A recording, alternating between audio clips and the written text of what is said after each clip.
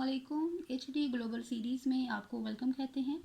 आज की इस वीडियो में इंशाल्लाह हम लोग Punjab criminal prosecution service act 2006 जो कि 8 अप्रैल 2006 को इन्फोर्स हुआ उसको इन डिटेल डिस्कस करेंगे।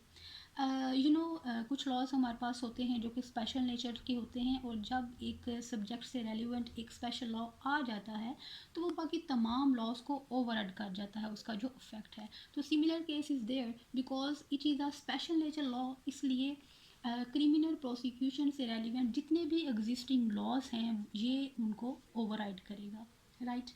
एंड क्या है कि इसके जब हम चैप्टर्स की बात करते हैं तो हमारे पास इसके टोटल 5 चैप्टर्स हैं एंड 21 सेक्शंस हैं।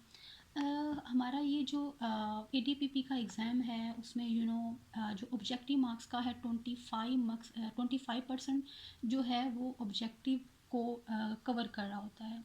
तो इस पॉइंट ऑफ व्यू से हमारे ये जो माइनर एक्ट्स हैं these are really really important, and that's why इस तरह की ये जो कीन इंफॉर्मेशन होती है, ये डिटेल होती है, इनके ऊपर you have to be very very focused using your visionary and listening power, because बहुत सी ऐसी बातें होती हैं, बहुत सी ऐसी वेरी इंफॉर्मेटिव इंफॉर्मेशन जो होती है सम टाइम यहाँ बोर्ड पे वो नहीं लिखी होती, बट जो होती है वो उस लॉ को समझने के लिए and from MCQs point of view very important होती है।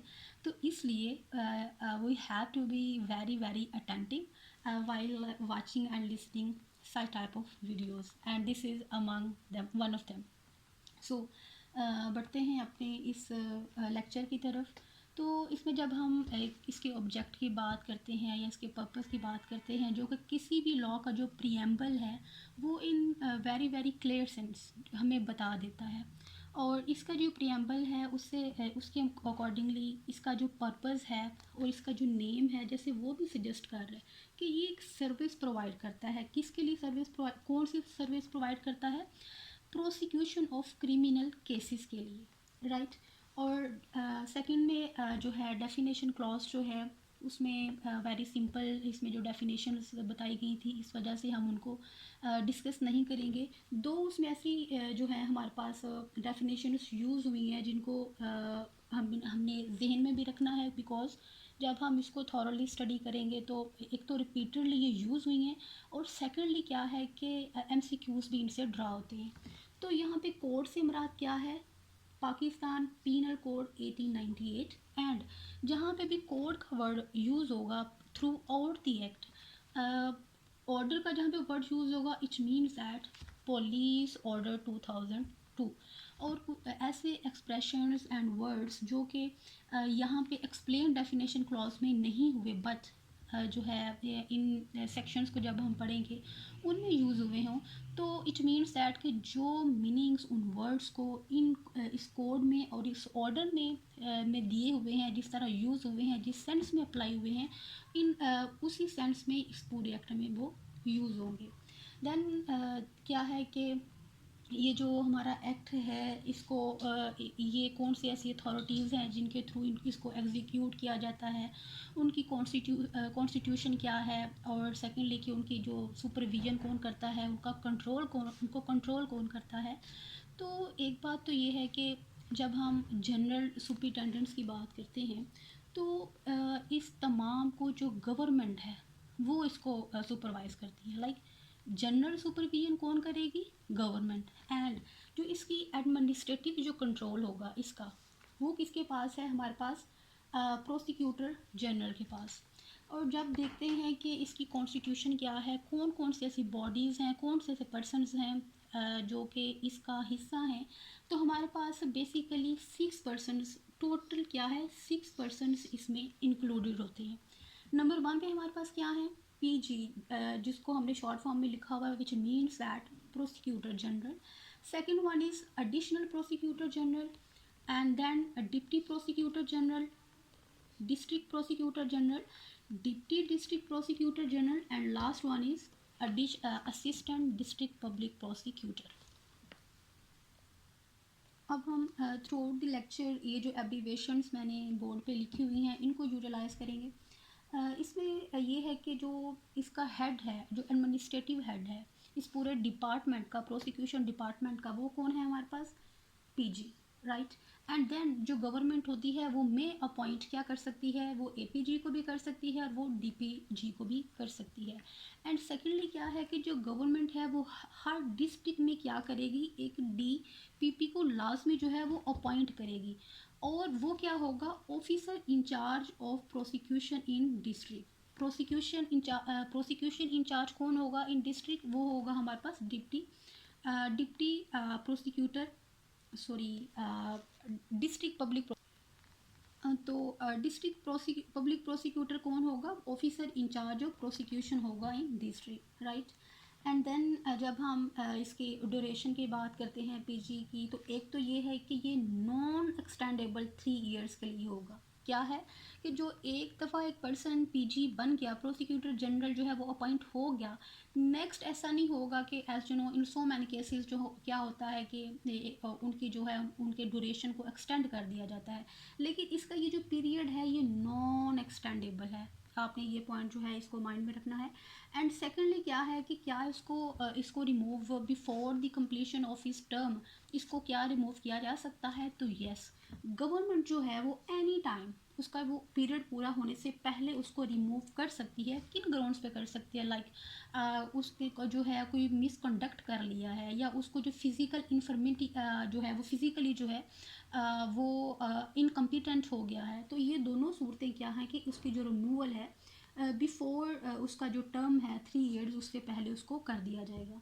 जब हम इसकी ड्यूटीज़ की बात करते हैं, इसके फंक्शंस की बात करते हैं, तो क्या है, एक तो उसमें जो है इसका बेसिक काम क्या है, इसने करना होता है distribution of work to supreme court prosecutors, right. और इसकी ये जो पावर है, अगर ये पीजी को भी ये जो है एपीजी को भी अगर ऑथोराइज करे, तो ये वाला काम ये भी कर सकता है, राइट। एंड इसी तरह जो है जैसे डिस्ट्रीब्यूशन ऑफ वर्क जो सुप्रीम कोर्ट के प्रोसिक्यूटर्स को ये करता है, जो डीपीपी है हमारे पास, वो जो उस पूरी डिस्ट्रिक्ट में प्रोसिक्यूटर्स होते हैं उनमें डिस्ट्रीब्यूशन ऑफ वर्क जो है उसका काम ये करता है हमारे पास, राइट। एंड सेकेंडली क्या है कि इसने एनुअल रिपोर्ट जो जो प्रोग्रेस है इस सर्विस की, उसकी एक एनुअल रिपोर्ट तैयार करनी होती है, जो कि विद इन 3 मंथ जो प्रीवियस होता है at the conclusion of previous calendar year जो है, उसके 3 माह के अंदर अंदर जो है वो रिपोर्ट गवर्नमेंट को सबमिट करेगा। एंड जो गवर्नमेंट होती है वो प्रोविजनल असम्बली जो है उसमें उस रिपोर्ट को पेश करती है। इसी तरह जैसे पीजी जो है वो गवर्नमेंट को रिपोर्ट सबमिट कराता है, तो जो हमारे पास होते हैं डीपीपी, वो इस सर्विस की जो प्रोग्रेस हो रही होती है पूरे साल में, जो एनुअल जो प्रोग्रेस हुई होती है, वो इसको करवाते हैं जनरल प्रोसिक्यूटर को। और इसी तरह जो डीपीपी डीडीपीपी होते हैं एंड एडीपीपी होते हैं, वो उसमें जो पूरे साल की जो रिपोर्ट होती है, उसकी जो प्रोग्रेस होती है, वो किसको इन्फॉर्म करते हैं? वो डीपीपी को करते हैं। लाइक ये एक तरह से हमारे पास हायरार्की आ जाती है कि ये दोनों जो हैं एपीजी एंड डीपीजी जो हैं वो पीजी प्रोसिक्यूटर जनरल के अंडर होंगे। लाइक ये समटाइम्स होता है कि इसके पास इख्तियार हासिल है पीजी के, वो अपनी कुछ पावर्स जो हैं वो डेलीगेट कर सकता है इनको। एपीजी को अपनी कुछ पावर्स के है वो डेलीगेट कर सकता है। सिर्फ इसको नहीं, बल्कि इनके पास ये भी पावर है कि वो जो है क्योंकि इन्होंने ये बिकॉज गवर्नमेंट के रिप्रेजेंटेटिव्स होते हैं, तो ये अथोराइज़ हैं कि वो किसी भी प्रोसिक्यूटर को जो है वो अथोराइज़ कर दें कि ये सुप्रीम कोर्ट में या हाई कोर्ट में या फेडरल शरीयत कोर्ट में जो है उनको उनके बिहाफ पे जो है वो वहाँ पे जाके प्रोसिक्यूट करे, राइट।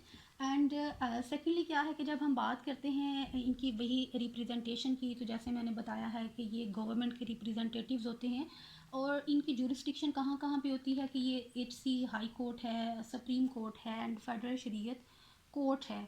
लेकिन हमने अक्सर सुना है, हम लोग जाते हैं अटॉर्नी जनरल के बारे में भी एंड एडवोकेट जनरल्स के बारे में भी कि जी वो भी गवर्नमेंट को जो है वो गवर्नमेंट के बिहाफ पे काम कर रहे होते हैं, उनको रिप्रेजेंट कर रहे होते हैं। तो देन व्हाट, इन दोनों केसेस में क्या होगा? तो ये है कि ये without prejudice to the interest, इन दोनों की जो अथॉरिटी है उनको इन्फ्रिज नहीं करते, बल्कि इनके साथ ये कंप्लीट क्या है, कोऑर्डिनेशन में रहते हैं, इनके साथ कोऑपरेट करते हैं। उसमें जो भी प्रोग्रेस हो रही होती है, जो केस चल रहा होता है, लाइक इनका आपस में ये इंटरकनेक्टेड रहते हैं throughout the process, right. And then क्या हमारे पास आ जाता है कि जब हमने बात की DDPP एंड ADPP की कि ये किसको रिपोर्ट कर रहे होते हैं, ये DPP को कर रहे होते हैं, तो एक ही फंक्शन क्या परफॉर्म करते हैं, अगर इनको पता चलता है कि कोई ऐसी इन्वेस्टिगेशन डिस्ट्रिक्ट में हो रही है जो कि अगेंस्ट द लॉ है या उन डायरेक्शंस को फॉलो नहीं कर रही जो कि इनको प्रोसिक्यूटर जनरल ने दी है, because this is power you can से, इसको फंक्शन का नाम दे लें आप, इसको ड्यूटी का नाम दे लें, कि जिनका जो कोड ऑफ कंडक्ट है प्रोसिक्यूटर्स का, वो कौन इशू करता है, वो हर साल वो करता है PG, राइट। एंड अगर कोई ऐसी इन्वेस्टिगेशन हो रही है कि डिस्ट्रिक्ट में कि जो अकॉर्डिंग टू दैट डायरेक्शंस नहीं हो रही या अकॉर्डिंग टू लॉ नहीं हो रही, तो ये क्या करते हैं, फ़ौरन से पहले डिस्ट्रिक्ट पब्लिक प्रोसिक्यूटर को इसके बारे में इन्फॉर्म करते हैं। देन क्या है हमारे पास, जब हम ओवरऑल बात करते हैं, ये तो कुछ ऐसी ड्यूटीज़ थी और पावर्स थी कि जो इंटरकनेक्टेड थी इन सब के बीच में, लाइक इस पूरी हायरार्की में, उनको हमने डिस्कस किया। अब हम देखते हैं कि स्पेसिफिकली कि ऐसी कौन सी ड्यूटीज़ हैं जो कि हर प्रोसिक्यूटर को according to law specific in express way बता दिया गया है कि उसने ये जो ड्यूटीज़ हैं वो परफॉर्म करनी है। उसमें एक हमारे पास आ जाती है स्क्रूटनी ऑफ रिपोर्ट, लाइक किन रिपोर्ट की स्क्रूटनी करेगा, जब उनके पास अगर अंडर सेक्शन 173 ऑफ CRPC का जिसको चलान का नाम भी दिया जाता है, जिसको पुलिस रिपोर्ट का नाम भी दिया जाता है, वो इंटरम आती है। इंटरम रिपोर्ट कब दी जाती है कि जब जो इन्वेस्टिगेशन अगर पुलिस से जो है वो विद इन जो प्रेस्क्राइब टाइम जो कि 24 आवर्स में कोई पुलिस किसी को अरेस्ट करती है तो उसने बिफोर द मजिस्ट्रेट पेश करना होता है, और अगर उस ड्यूरेशन में उसके इन्वेस्टिगेशन कंप्लीट नहीं होती तो क्या करते हैं कि वो उसके लिए रिमांड लेते हैं। कैसे रिमांड लेते हैं, वो थ्रू इसके पब्लिक प्रोसिक्यूटर के ही लेते हैं, राइट। किस तरह, अब लेट्स सपोज के जो इन्वेस्टिगेशन है वो कंप्लीट नहीं हुई, उनको रिमांड चाहिए, तो इंटरम रिपोर्ट जो है वो पेश की जाती है प्रोसिक्यूटर को। प्रोसिक्यूटर उसको देखता है कि आया जो ये रीजंस बता रहे हैं कि जो इन्वेस्टिगेशन है जो with in reasonable time complete नहीं हुई, क्या वो रीज़न जो हैं वो कंपेलिंग रीजंस हैं, लाइक वो जस्टिफाइड रीजंस हैं। अगर उसको ऐसे लगता है तो वो क्या करता है, रिक्वेस्ट करता है कोर्ट को कि वो जो ट्रायल है उसको क्या करे, पोस्टपोन करे। और अगर उसको लगता है कि जो रीजंस हैं वो इनवैलिड हैं, तो फिर क्या करेगा वो, जो कोर्ट को ही उसको रिक्वेस्ट करता है कोर्ट को कि जो ट्रायल है उसको कमेंस कर दिया जाए, राइट। एंड सेकंड उसमें हमारे पास क्या है, कौन सी रिपोर्ट होती है कि जिसमें अक्यूज़ को डिस्चार्ज करने की रिक्वेस्ट होगी या कैंसिलेशन ऑफ FIR के लिए अगर हो वो किस सूरत में हो कि क्या होता है कि पुलिस ने किसी पर्सन को अरेस्ट किया और फिर पता चला कि वो जो इन्फॉर्मेशन जिस इन्फॉर्मेशन की बेस्ड पे, जैसा कि अंडर सेक्शन 156 ऑफ CRPC में अगर किसी शख्स को वो अरेस्ट करते हैं और पता चलता है कि वो इन्फॉर्मेशन ही जो है वो रॉन्ग थी, तो उस सूरत में क्या करेंगे कि वो जो है रिक्वेस्ट कर सकते हैं कि उसको डिस्चार्ज कर दिया जाए, या क्या है कि जो FIR है उसको कैंसिल कर दिया जाए। और उस सूरत में क्या है कि अगर प्रोसिक्यूटर को लगता है कि इन्होंने जो रिपोर्ट दी है ये डिफेक्टिव है, तो क्या करेगा, वो उनको ऑर्डर करता है विद इन 3 डेज़ उसको रिटर्न करेगा और उनको डायरेक्ट करेगा कि जो इसमें जो डिफेक्टिव चीज़ें इसमें हैं इनको दुरुस्त किया जाए। और अगर उसको लगता है कि ये रिपोर्ट बिल्कुल ठीक है, तो वो क्या करता है, फिट है, तो वो फ़ौरन से पहले क्या कर देता है, उसको सबमिट कर देता है मजिस्ट्रेट को, कोर्ट को, कि इसके अकॉर्डिंगली जो है वो काम वो कर सके अकॉर्डिंग टू लॉ। देन क्या है कि हर जो प्रोसिक्यूटर है उसकी रिस्पॉन्सिबिलिटी है कि वो प्रिपेयर करेगा file of each case, right. And then क्या है कि लेट्स सपोज के ऐसे प्रोसिक्यूटर को लगता है कि कोई केस ऐसा है कि जिसमें रिवीयर होनी चाहिए, या क्या है कि उसमें इन्हेंसमेंट होनी चाहिए सज़ा वगैरह की, तो इस सूरत में वो क्या करते हैं, अगर तो वो ऑर्डर जो है जिसकी वो रिवीजन जा रहे हैं उसमें एक्विटल वगैरह हुआ है, तो अगर वो ऑर्डर जो है किसी डिस्ट्रिक्ट कोर्ट ने किया है तो इस सूरत में वो क्या करेंगे, वो जो है एप्लीकेशन किसको देंगे, वो देंगे डिस्ट्रिक्ट पब्लिक प्रोसिक्यूटर को। एंड इन केस अगर वो जो ऑर्डर है वो स्पेशल कोर्ट ने किया है तो इन दिस केस वो क्या करेंगे, पीजी को वो जो है वो एप्लीकेशन देंगे और ये रिसीव करने के बाद वो क्या करेंगे कि according to the law appropriate measures लेंगे इससे रेलिवेंट। इसी तरह जब हम देखते हैं कि ये पब्लिक प्रोसिक्यूटर्स की जब अपॉइंटमेंट की बात आती है तो इसमें जो जनरल प्रोसिक्यूटर है उसके अलावा जितनी भी अपॉइंटमेंट्स होती हैं उनके 3 वेज होते हैं।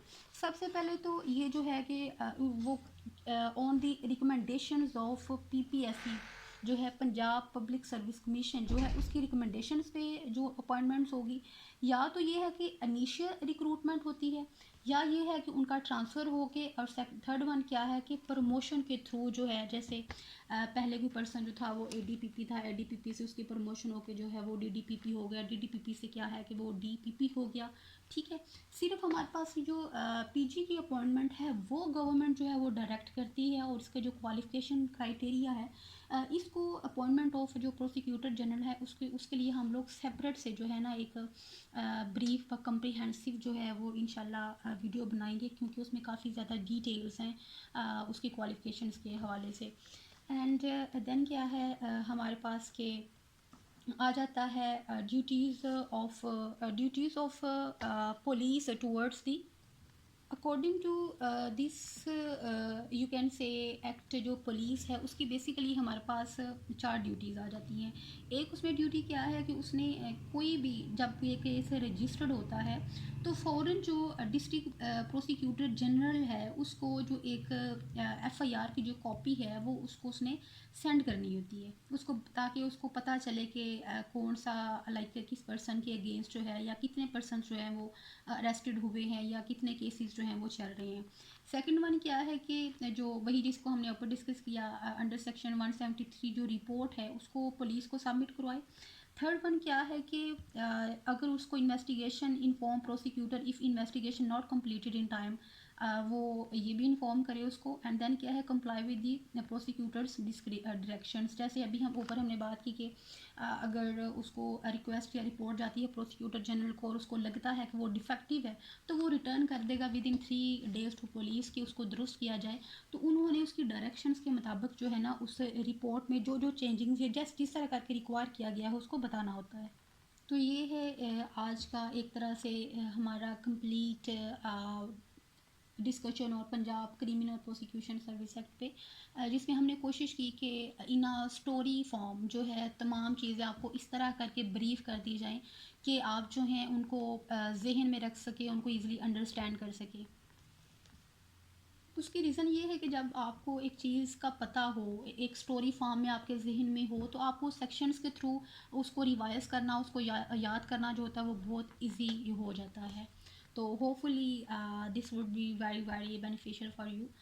So if you like it please share it with your friends in your circle. And आपकी कोई भी सजेशंस वगैरह हों लाइक रिगार्डिंग आवर वीडियोस, और कुछ भी आप ऐसे टॉपिक्स जो हैं जो आप चाह रहे हो कि उनको डिस्कस करना चाहिए, तो प्लीज़ जो कमेंट सेक्शन में हमें ज़रूर अपनी जो आपका ओपिनियन जो है उसे ज़रा करें। Thank you.